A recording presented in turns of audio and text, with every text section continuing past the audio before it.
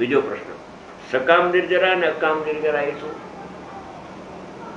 સકામ નિર્જરા કોને કહેવાય અને અકામ નિર્જરા કોને કહેવાય? બે શબ્દો છે. સકામ એટલે શુદ્ધાત્માની સન્મુખ થઈ અને શુદ્ધાત્માનો અનુભવ થવો, એનું નામ સકામ નિર્જરા છે. એ સંવર પૂર્વક નિર્જરા થઈ. સમ્યક નિર્જરા એ સંવર પૂર્વક થાય, પછી અકામનો અર્થ આવશે હમણાં. સમ્યક એટલે શુદ્ધ આત્માનો પ્રત્યક્ષ અનુભવ થાય, તેનું નામ સંવર કહેવાય. અને એ સંવર પૂર્વક નિર્જરા થાય એનું નામ સમ્યક નિર્જરા, સકામ નિર્જરા કહેવામાં આવે છે. સ્વભાવ સ્વરૂપના પુરુષાર્થથી જે શુદ્ધિની વૃદ્ધિ થાય, નિર્જરા શબ્દ છે ને, શુદ્ધ આત્માની સન્મુખ થઈને શુદ્ધિની વૃદ્ધિ થાય તેને સકામ નિર્જરા કહેવામાં આવે છે. બીજી અકામ નિર્જરા. અકામ નિર્જરા જ્ઞાનીને પણ હોય અને મિથ્યા દ્રષ્ટિને પણ હોય. અકામ નિર્જરા પ્રતિકૂળ સંયોગના કાળે એને સમતારીએ, કસાયની મનતા, તો એને અકામ નિર્જરા કહેવામાં આવે છે. અકામ નિર્જરા એ જ્ઞાનીને પણ હોય પણ એ સંવરપૂર્વક છે. અજ્ઞાનીને નિર્જરા હોય પણ સંવર નથી, અનુભૂતિ નથી, સમ્યક દ્રષ્ટિ નથી. મિથ્યા દ્રષ્ટિને પણ અકામ નિર્જરા હોય, પ્રતિકૂળ સંયોગ આવે, ક્ષમતા ધારણ કરે તો એને અકામ નિર્જરા કહેવામાં આવે છે. સકામ નિર્જરા અને અકામ નિર્જરા બે સાધકને હોય પણ અજ્ઞાની હોય એને અકામ નિર્જરા પણ કોઈ કોઈ વખતે હોય, સર્વ સમયે ન હોય.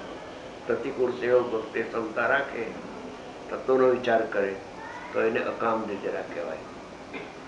અકામ નિર્જરા મોક્ષનું કારણ નથી, સકામ નિર્જરા મોક્ષનું હેતુ છે. સકામ નિર્જરા ઉદય ભાવે છે, બંધનું કારણ છે. આવે છે ને શ્રીમદમાં. અકામ નિર્જરા ઔદૈક ભાવે છે, બંધનું કારણ છે.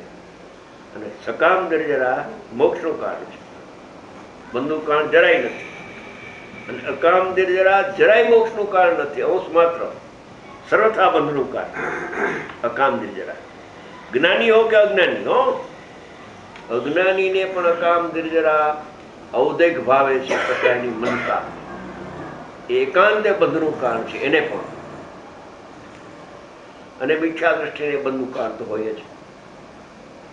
સકામ નિર્જરા એ જ ખરેખર સ્વભાવની સન્મુખ થઈને જે આત્માનો અનુભવ કરીને પ્રતીતમાં આત્મા લીધો એ સમ્યક પુરુષાર્થ છે. કરો સત્ય પુરુષાર્થ એ સકામ નિર્જરા. અકામ નિર્જરા અનંતવાર થઈ અને સ્વર્ગમાં ગયો દેવ થઈ ગઈ. કોઈ પરિસર જબરજસ્ત આવી જાય, ઉપસર્ગ આવે જબરજસ્ત, ક્ષમતા ધારણ કરે. દ્રવ્યલિંગી મુનિને સિંહ ફાડી ખાય એ વખતે એને અકામ નિર્જરા છે. પણ દ્રવ્યલિંગી છે, ભાવલિંગી નથી, એટલે એ અકામ નિર્જરા ઉદૈક ભાવે છે, કસાયની મંદતારૂપ.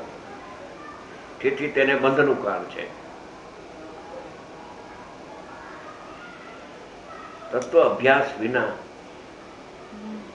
એકલી બહારની ક્રિયા કાંડમાં જગત આખું આ કરવું ના ન કરવું બે ભાગ પાડે છે.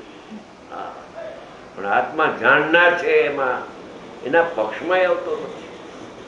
બધા પ્રશ્ન કરે છે. ગુરુદેવને પ્રશ્ન ઘણા થયા કે સાહેબ આટલા વર્ષથી અમે સાંભળ્યું આપણી પાસે, કેમ સમ્યક દર્શન થતું નથી? ક્યાંથી થાય? કરતા બુદ્ધિ છોડતો નથી. કરતા બુદ્ધિ છોડીને જ્ઞાતાની બુદ્ધિ થાય ને, જ્ઞાતાની બુદ્ધિ એ જ મિથ્યા દ્રષ્ટિ છે. જ્ઞાતાની બુદ્ધિ થાય કે હું જાણનાર જ છું, કરનાર નથી, તો એક સમયે એ જાણનાર થઈ જશે, પ્રત્યક્ષ થઈ જશે. જાણવાના પક્ષમાં આવવું જોઈએ. આત્મા કેવળ જ્ઞાતા છે. સામાન્ય અપેક્ષાએ તો નાયક જાણનાર શક્તિ રૂપે છે, પણ એની પર્યાય વ્યક્ત થાય છે એ પણ જાણવા રૂપે પ્રગટ થાય છે. કરવા રૂપે પ્રગટ નથી થતી. કેમ કે ઉપયોગ લક્ષણ છે ને, તો ઉપયોગ તો જાણવાનું કામ કરે છે, બસ એ જાણવાના કાળે ભૂલે છે. રાગની ક્રિયાને જોઈને આ રાગની ક્રિયા મારામાં થઈ અને મેં કરી, પણ મેં રાગનું જ્ઞાન કર્યું. રાગનો કરનાર નહીં, પણ રાગનો હું જાણનાર છું. એટલામાં આવે ને, એટલામાં હજી વાર છે તો અંદર જવામાં, પણ એટલામાં આવે ને તો મિથ્યાત્વને ગળવા માંડે. કરતા બુદ્ધિ ગળે તો પછી તો રાગને જાણવાનું જ્યારે બંધ કરશે અને જાણનારને જાણશે, ત્યારે એને પ્રત્યક્ષ આત્માનો અનુભવ સમ્યક થશે. માટે અકામ નિર્જરા ઉદય પાવે છે. એ શ્રીમદજીનું વાક્ય સારું છે.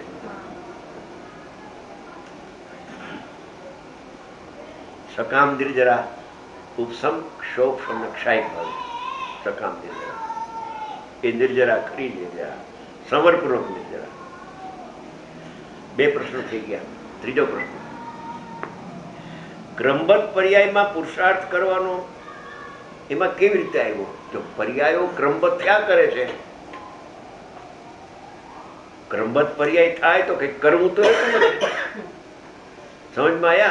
हिंदी जरा बोलो. क्रमबद्ध पर्याय में पुरुषार्थ क्या है, ऐसा प्रश्न आया. क्योंकि सब होता ही है, करना तो कुछ है ही नहीं. आपको शुद्ध बात करना, स्वाध्याय करना, जाननार जाननार ऐसा करना, कुछ करता तो नहीं है. क्रमबद्ध पर्याय है तो करना ही है ही नहीं ने. करना है ही नहीं तो पुरुषार्थ क्या रहा? कि नहीं करना, ऐसा अकर्ता आत्मा को जानना, उसका नाम अनंत पुरुषार्थ है. वो ज्ञाता बनता है, वो क्रमबद्ध पर्याय को जानता है. कर्ता बुद्धि वाला क्रमबद्ध पर्याय को जानता नहीं है. भाषा में आया, भाव में नहीं है. भाव में कर्ता बुद्धि है. कर्ता बुद्धि राखवीने क्रमबद्ध पर्यायનું જ્ઞાન થવું ત્રણ કાળમાં નહીં થાય. કર્તા બુદ્ધિ છોડવી નથી. પરિણામને હું કરું છું, દેહ મન વાણીને હું હલાવું છું, બીજાને હું ઉપદેશ આપું છું, હું દુકાન ચલાવું છું, સમજે? મેં મોટર ચલાવું છું, હું આમ કરું છું, કરું કરું કરું કરું કરું કરું કરું કરું જેના અભિપ્રાયમાં પડ્યું છે એ ક્રમબદ્ધ પર્યાયને માનતો જ નથી. ક્રમબદ્ધ પર્યાયને માનનારો એની દ્રષ્ટિએ કરતા એવા સ્વભાવ ઉપર જાય છે અને જ્ઞાયક ઉપર જતા એને અનુભવ થાય છે. એ ક્રમબદ્ધ પર્યાયનું ફળ આત્મા અકર્તા છે એની પ્રસિદ્ધ થાય છે. ક્રમબદ્ધ પર્યાય વાળાની દ્રષ્ટિ ક્રમબદ્ધ પર્યાય ઉપર રાખીને ક્રમબદ્ધ પર્યાયનું જ્ઞાન ન થાય. એ જ્ઞાયક જાણનાર જાણનાર જાણનાર કરનાર નહીં, જાણનાર જાણનાર જાણનાર જાણનાર જાણનાર એમ આવી જાય ત્યારે પર્યાયની કરતા બુદ્ધિ છૂટે અને પર્યાયનો પણ જ્ઞાતા થાય છે. पर्याय क्या करसे? कर्ता बुद्धि छूट जाती है. कर्ता बुद्धि छूटे तो पर्याय नहीं हो, ऐसा नहीं है. पर्याय तो पग तो चलता है, कर्ता बुद्धि निकल जाती है तो पग रुक जाए तो तुम मंदिरे नहीं जा सकते. क्या? तो मंदिरे जाना और करता रहना. हाँ, इसी बात है. मंदिरे मंदिर तरफ पग चलता है ना, आत्मा करता रहता है. बोलो कि पग अपने आप उपड़ता है कि अपने आप ही क्रिया होती है. ऐसी बात है क्रमबद्ध में.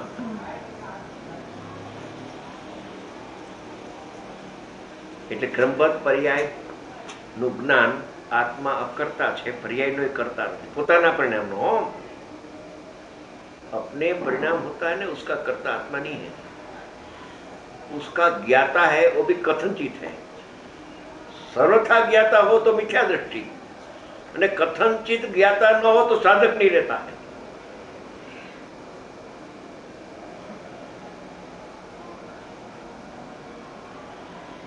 કથનચિત જ્ઞાતા પરિણામનો નથી કોઈ એમ કે તો સાધક નથી, મિથ્યા દૃષ્ટિ છે.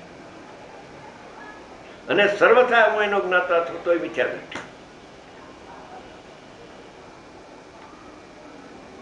એક વખત પરિણામને જાણવાની ચક્ષુ બંધ કરી